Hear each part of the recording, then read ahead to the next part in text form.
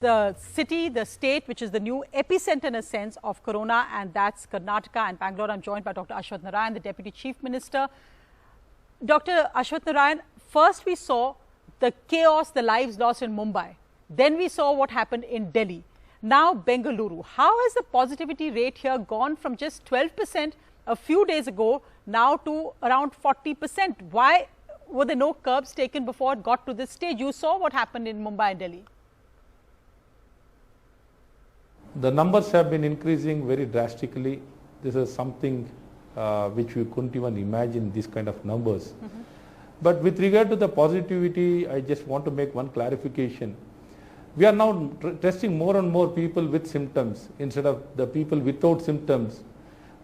Instead of bringing more load on the lab, to bring more efficiency for the lab, we are now targeting the people with symptoms and the primary contact, to ensure that the report is given in few hours and immediately is detected. Whoever has been detected, we need to start the treatment early and ensure that the disease doesn't escalate. This is basically more than the infection. Once it's been infected, the inflammation sets in. Once the inflammation sets in, only all the symptoms is seen. So we want to act very fast. So the positivity, definitely it is increasing drastically. But more important is the numbers. Even the numbers have been increasing very drastically. Yes. And it has become, the numbers have become very challenging. The infrastructure doesn't match with that. And with regard to the oxygen requirement and the people. So we want to simplify everything and ensure that the people detected early and treated early can reduce the burden on the entire system. That is the way forward. This is where we have been looking more.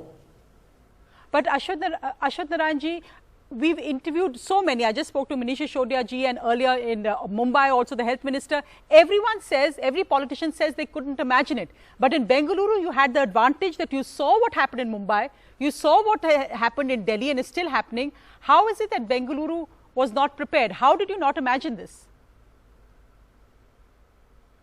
Sonia ji, when you see in the Mumbai, even in the first wave, there were very big numbers. Even in the second time, it was a big numbers was there. It was there continuously. The peaking happened first wave, second wave, it happened in very big way. Even that time, even in Bangalore, the reporting of cases was not that high. So they thought what happens in what happens in Mumbai, what happens in Delhi doesn't happen in Bangalore. That was the thought. Probably it has been proved wrong now. So anyhow, we can't give excuses and reasons, but we need to act and ensure that the people's lives are saved in this direction.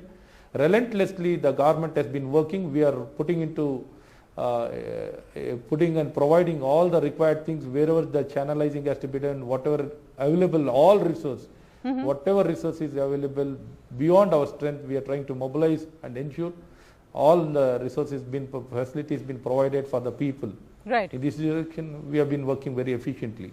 No, I'm sure that everyone is working very hard, but the issue is that, Ashwath Narayan ji, what we saw happening in Mumbai and what in Delhi, what we are seeing still happening, the lack of oxygen, the tragedy that happened in a Karnataka hospital where 23 people died. The opposition has called it murder. Even Bangalore hospitals are now saying an SOS for oxygen. Do you feel there is enough oxygen right now in Bangalore and Karnataka? What are the measures you're taking to prevent these deaths which are because of a lack of oxygen?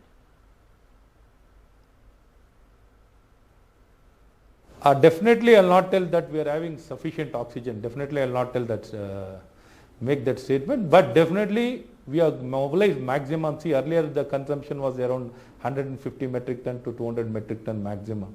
Now, every day we have been providing 850 metric ton. And in this direction, we have mobilized wherever, whatever is available, we have been able to mobilize and provide it to our people. That in this direction, we have been working very strongly. Along with this, we are trying to put up the oxygen generators and oxygen concentrators. These are all still in pipeline, and some have come, and still many things are in the pipeline. And we are working in this direction to ensure that the shortage can be mitigated very efficiently. And we are trying to reach out every possible places in this direction. Today, we took one more decision to lift cryogenic oxygen tankers to be lifted from different places to our Karnataka. And we are trying to scale up much more and do things in a better way. Of course, but I think the problem that which is across all states that we only do it in the emergencies on us, not when we can plan for it, maybe like Kerala is doing. And the big challenge is not just oxygen, but how will you provide now with the number of cases in Bengaluru, over 23,000 cases today, how will you provide more ICU and ventilator beds, especially in this time when there's a scam about bribes for beds in your own city corporation headed by the BJP? See, we can scale up along with this. In this direction, we are trying to increase the numbers of ICU, ventilators and oxygenated beds. The problem comes now for the existing bed itself, there is a huge demand for oxygen. So in this direction, providing new beds is real challenging. So oxygen will be the biggest deterrent, and we are trying to, the oxygenated beds can be shuffled among the people, among the 2 or 3 patients also can be done, because they require every 4 hours once the oxygen. So based on that, we are trying to utilize the maximum whatever available resources there, we are trying to utilize. And as well as with regard to the misuse or some kind of mismanagement with regard to the bed allocation, it has happened. Some of the people have involved and they have done it, and we are trying to set it right. See, this kind of taking advantage of situation, it happens everywhere. Here, as a part of our system only, we were not able to tolerate this. People, whoever is there, we wanted to act on them very toughly. So we decided that whoever is there, we need to expose. So we can't keep covering them, protecting them, because that should not send any wrong message that we are trying to tolerate all these things. See, we didn't want to tolerate all these things. We wanted to pinpoint whoever is it, right. We'll take action against them. This is not allowed. So in this direction, government has responded very fast, and we are trying to scale up this entire issue and address all this concern. Right. So, well, Ashwath Narayan ji, we wish you the best. Bengaluru sadly heading towards the same numbers that Delhi saw some weeks ago. Let's see how that goes, but we wish you the best in your battle.